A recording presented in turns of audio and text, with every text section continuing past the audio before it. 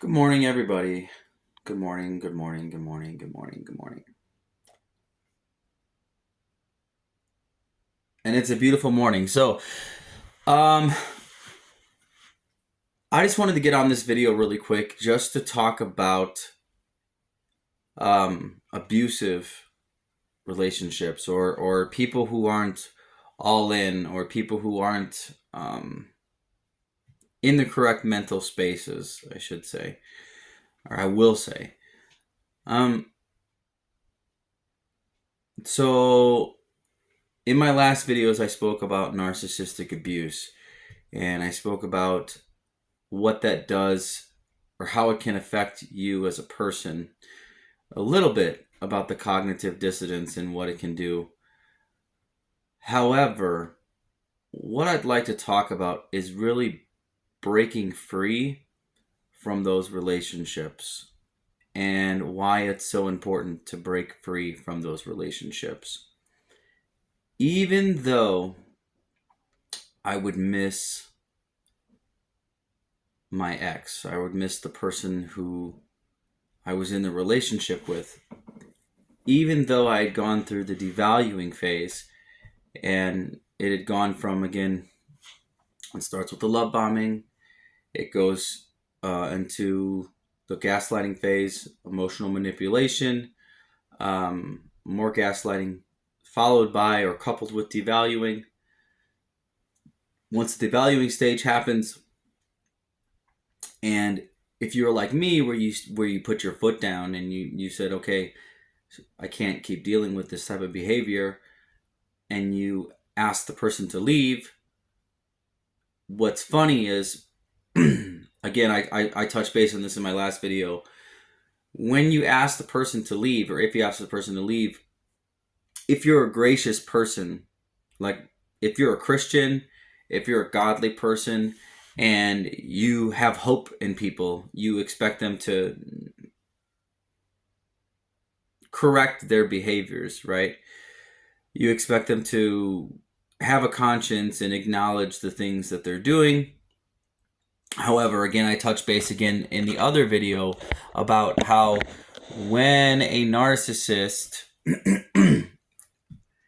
communicates, however, unfortunately, they have arrested development. Okay, so I'm not. I know some people will say, no, every narcissist knows what they're doing. Some narcissists know what they're doing. Other narcissists interpret what you're saying as an attack, and they actually, it gets computed in their mind as an attack. So they hear things differently. And this is just what I've learned from researching it myself. I'm not an expert. Let me clarify that. I'm not an expert. But I've learned that, so they compute the information, they take it as an attack or critique because they struggle with the shame and guilt that was pushed on them as a child. So they weren't loved. So anytime they feel shame and guilt, it triggers that trauma response. They don't want to deal with it. They push it away. They lash out. Again, no excuse for the behavior. As people, we need to be building ourselves up. We need to be striving for more. As people, we need to be striving for a better existence, a better reality, just to be better in general within our hearts and our minds, in sincerity too, to God, not just a falsehood, not just a vain display to people. And what's funny is a lot of narcissists, I wouldn't even say not just narcissists, other people in general too, but a lot of narcissists they live their life as a display. It's called the mask, right? So everything is a display, and I got my masks over here, so I'll just show them just because it's interesting. So they have the mask, and this is what they show the world, right? And so they show the world the mask, the different, and but their face is they can conform, right? And so they show the world their conformity, right? The shape shifting. But really underneath, it's more like this, right? It's more like this. Because inside they feel like this. Okay? So they got the conformity, the shape shifting, right? But this is what's underneath, because that's what's inside. I found that kind of funny. So they're dead inside, and because they've never dealt with their trauma. They've never dealt with facing the reality of their trauma. So everything gets jumbled in their heads and how they communicate. So the gaslighting will incur, it will occur and will ensue. It will just keep going. So you go through those phases, right? They present to you, again, the fake falsehood, the conforming face, the love bomb. They will mirror you. They will mirror you in the beginning of the relationship. That's what I got. I got a lot of mirroring behavior. And what's kind of funny too, guys, is that this is more for a covert narcissist. I would say grandiose narcissists do the same things, but it's not the same type of behaviors. Grandiose narcissists are more outlandish in their behavior, and more. They're both equally abrasive. And so my experience was with a covert narcissist, or what's known as a vulnerable narcissist. And so a vulnerable narcissist, they haven't done the work. They're operating anything that reminds them of shame or guilt. They will lash out. Anything. They cannot compute. So normal conversations about, being responsible, spending your money correctly,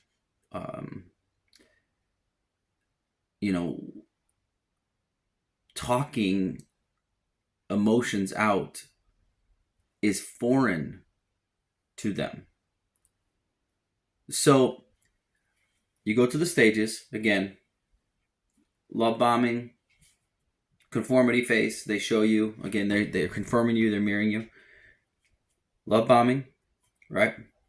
Gaslighting, emotional abuse, manipulation, devaluing. You're getting to the discard phase. The discard phase is where they've cracked the code. They pretty much used you up like a shoe they've worn down. Okay, so they're not getting the supply they once have gotten from you before, or at least they're not being able to chase the supply that they wanted to or gotten from you before, or in hopes that they were going to get from you. And so they haven't gotten the supply, which is, I'll be honest, guys, there's a basic emotional need that people have, which is, people want to be uplifted. They want to be hopeful. They want to be appreciated, right? They want to be acknowledged, right? People want to be admired. It's normal in a relationship. You want to be told you're pretty, or you're good looking, and you're smart, and you're funny, and all the good qualities of someone. People want those acknowledged in a relationship. These are all good things. However, in a narcissist type of way, they want those too. They want the admiration. They want everything else. But it's just at their own receiving end, right? It's not, everything else is forced. Everything is transactional with a narcissist. It's transactional. It's not a matter of really coming to grips and being together with somebody. It's a transactional phase. That's why when the discard phase happens, it's so easy or I should say, it's such a, to them, it's all about the shame and guilt, okay? When they're feeling the shame and guilt, they want to push it far away. So they have to be able to continue to wear that mask, okay? And so it's one thing to, like, say for instance, everybody has their issues, right? It's one thing to acknowledge an issue with somebody, hash that out, and then move forward in life where you offer each other both grace, and it's in the past, right? It's over with, it's done with. Everybody wants to live this way. We all want to live this way because it's under God's grace and mercy, and we're showing God's love, right? We're showing God's love, and we want to make sure that we're uplifting each other and doing that. That's a healthy relationship. That's a God-centered relationship, right? You repent, you tell somebody you're sorry, it's sincere, you're able to move on. With a narcissist, you will beg them to apologize because you're expecting, the best phrase I've ever heard somebody say is, you're expecting something sincere from an insincere person, okay? So you're expecting something sincere from an insincere person. I'll be honest, guys, I can't wait to get my microphone working. Like, I don't have it set up right now, so I've had to do these videos like this, but maybe if I just keep the microphone here, it might look like it's actually like working, you know? But you're expecting something sincere from an insincere person. And so it's like going to the bank, okay? It's going to the bank. This is what a relationship is like with a narcissist. You have just deposited your check, okay? You just put in $1,000, $5,000, another $1,000 next week, another $500, another $5,000, another $10,000, another $20,000. You keep investing, okay? You keep investing, and at first, you're able to withdraw money, right? At first, you're able to withdraw what you're putting in because they're mirroring you, right? They're mirroring you. You're able to pull it out of the account. Oh, cool. Here's my money, my hard-earned money, which is your livelihood, right? Your livelihood is your currency. And so there's your hard-earned money, and you're giving it out, and you're saying, okay, here's a part of me. Here's a part of me. Time goes on. You go to take out money, and the bank account's depleted. And for whatever reason, you don't know why, but every time you go to take out money, it tells you cannot take out that much. You can only take out $10 when you really need $200, when you really need $600, when you need $500. No, here's $10. So they'll keep doing that, and that's what's called the breadcrumbing. Okay, so typically it'll happen during the gaslighting phase. Emotional devaluation stage is they will start to breadcrumb you. You will start to be breadcrumbed, and so breadcrumb is a little bit of a validation, a little bit of emotional support, a little bit of kindness, a little bit of, hey, how are you? A little bit of, oh, you're handsome, or you're pretty. A little bit of validation. But it's breadcrumbs. It's breadcrumbs because they're not expecting a sincere resolve. And again, they can't face the emotional manipulation. They can't face the abuse that they've brought to you. Okay, so again, there's no resolution there because you're not dealing with something. You're expecting something sincere from an insincere person. And so as time goes on, you're going through now the different phases. Again, now you're in the devaluing stage. They will breadcrumb you. You'll be still making your deposits, trying to make your deposits, but for some reason now the bank transactions are closed. They're having issues. They're not able to take your transaction. Or you know what? They take the transaction, but they're telling you your check's not good enough. I'm sorry, but your check is a bogus check. And you're saying, what do you mean my check is a bogus check? I just worked all week for this. I just worked 2 years for this. I just worked. Your check is a bogus check. We can't take it. Your check is a bogus check. You have to, unfortunately, you got to go to a different bank because we won't take your check. That's the devaluing stage. It's going to the discard phase. So you've been discarded, right? You've been discarded. What do you do now? You've been discarded. You still keep going to the bank wondering where your money is. You still keep going to the bank. You still keep going back to the narcissist wondering where your money is. Right? This is an analogy, guys. Please don't think it's a metaphor, okay? You keep asking them for your emotional investment.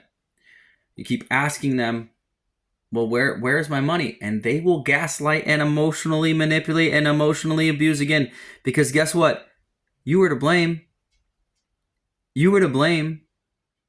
No, in fact, during the gaslighting phase, when you had the reaction to their craziness, and I want to put it lightly and not call it craziness, but their reaction to their mental and emotional abuse, during those phases to the reaction of the emotional and mental abuse, you're reacting because you're expecting something sincere from an insincere person. You're expecting something heartfelt, valuable to come out of a resolution. You're expecting someone to have a resolute mind, a mind focused on being able to resolve and compute. So this person can't. So the bank's depleted. You can't get money anymore from the bank. The bank's closed. And in fact, they're telling you it's your fault. They're telling you that you are the one who was the abuser. You are the one who was the manipulator.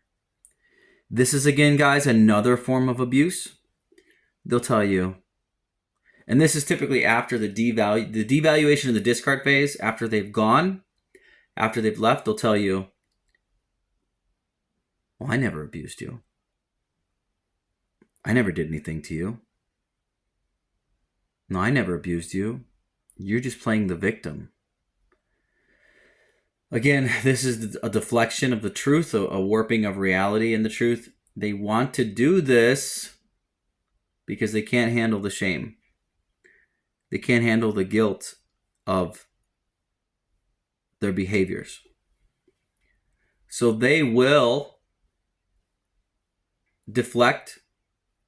And again, denying reality, guys, after abusing somebody is another form of abuse. It's like going up to somebody and punching them in the face deliberately, repeatedly. And when they say, well, remember when you punched me in the face? You look at them and say, I never punched you in the face. It's abuse. It's another form of abuse. It's a higher form of abuse because not only are you denying reality, but you're denying the healing of the other person by giving them that closure of saying, I'm sorry. And that's all that somebody needs sometimes. And not a fake falsehood, not a oh yeah, I'm sorry. An insincere repentance. It doesn't work that way. As a Christian, we all know, and if those who aren't Christians out there, when you repent, it's in sincerity in your heart, and so you can only be forgiven if it's a sincerity in your heart. because God knows your heart. But when you have insincerity, and again, you're expecting sincerity from an insincere person, you cannot get the money from the bank. You can't get it. You're not going to be able to get it. You're not going to be able to get the money from the bank, guys. The bank's closed. It's time to find a new bank you can put your money in, get your deposits out. And guys, they don't have any overdraft fees. They don't have any overdraft fees. They don't have any, hidden ways of doing anything. They don't have any covert ways of doing anything. They're not going to take your money and tell you it's not there anymore. Guys, these narcissistic types of abusive relationships and experiences, they're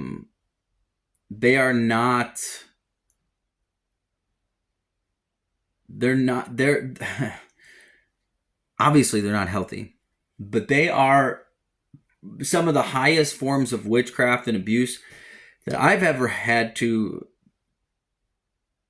be victim to,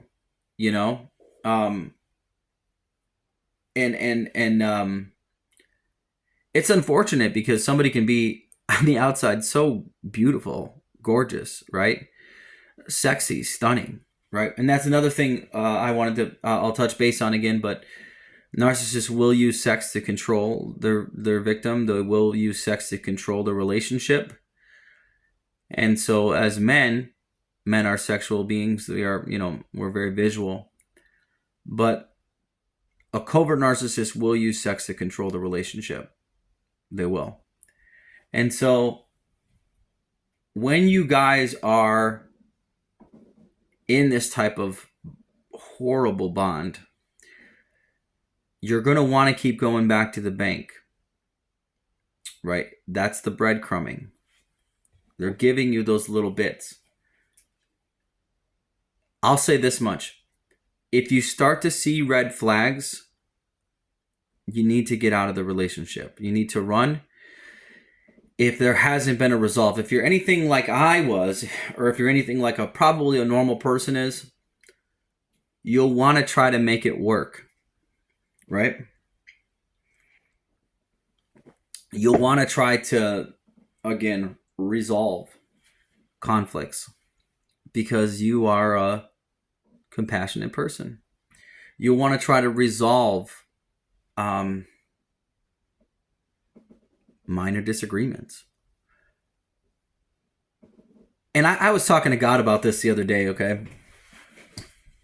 Relationships to marriage, people don't realize this, but marriages take just as much work as anything else. Marriages are about acknowledging each other and loving each other unconditionally, even through disagreement. Okay? A lot of people think it's just going to be this hunky-dory thing. And people are so whimsical and flimsy with their feelings nowadays. Their heart is deceitful above all things.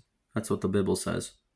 The heart is deceitful. So when you make a commitment to somebody, especially in marriage, I like doing this. It's fun.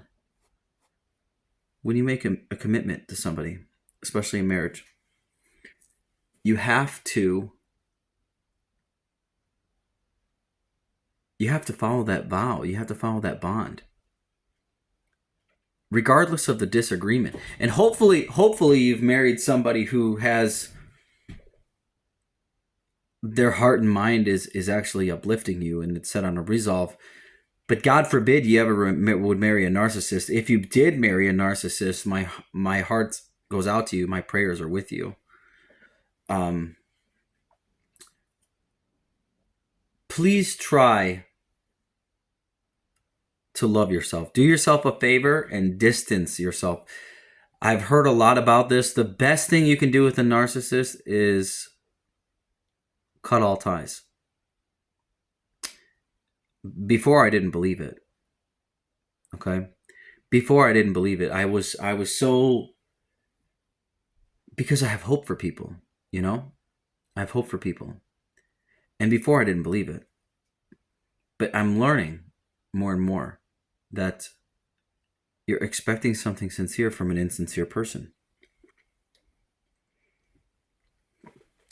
You're expecting something to happen that's not going to happen. You want it to happen, but it's not going to happen. Right? You got to break free. You got to break free. And I'll say this much. The most peace I have had was when I'm not in a relationship with her. The most peace I've had is when she's not around. There would go days, this is again from my personal experience, there would be days that it'd go about 16 hours and the abuse would start all over again. The manipulation would start all over, and the gaslighting would start all over again. 16 hours, sometimes 2 days, sometimes 3 days, if she wanted to try and be good, if she wanted to try and pull me back in, the breadcrumbing. Or it makes you wonder if it's just for their own, fake survival. Because again, everything with a narcissist is transactional. And if it borderlines on narcissism into sociopath, then you're dealing with a whole other creature, okay? Because now, and I'll be honest with you, I might have been dealing with a sociopath because they don't view people as people. They don't view people as people. They view them as an extension of something that can be done for them. It's a very narrow-minded mindset. They don't look at... Listen, the Bible tells us, the Bible tells us to love our neighbor as we love ourselves. When we start to do that, when we start to love our neighbors, we love ourselves, we put ourselves in other people's shoes completely, and we can see the other perspective from their eyes. So when you're getting things from somebody, you're seeing it from the perspective of the giver. You might be the receiver, but you can see it. So there becomes an appreciation, a value for people, right, that you have. And you're able to not only appreciate them from a really sincere point in your heart and soul, but you're able to love on them on the deepest of levels, and it creates this bond. This is why, be honest with you guys, this is why loving God is so important, and loving your neighbor as yourself is so important, because it transcends so many different issues, right? We realize we are not different from each other. Emotionally, we're not different from each other, okay? And so, sins are real. So, you go through the discard phase. Again, love bombing, gaslighting, emotional manipulation, breadcrumbing, emotional manipulation, devaluing. Come here, Gerald. My cat wants my attention. Come on. Emotional manipulation, gaslighting, breadcrumbing, devaluing into the discard phase. The discard phase is they will leave. Let them leave. Let them leave. Let them go. The smear campaign is coming. The smear campaign is coming. They will use the reactive abuse. The reactive abuse, in other words, your reaction to their behavior, your exhaustion with their behavior, your tired emotions from all the abuse, from all of the warping of the truth, the gaslighting, the attacks, the bending of reality, bending to fit narratives to make them so they can do whatever they want.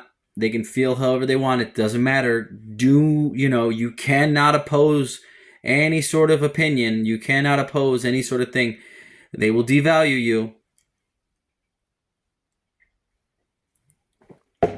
And I would even say furthermore, every tactic with a narcissist is a manipulation tactic, because it's not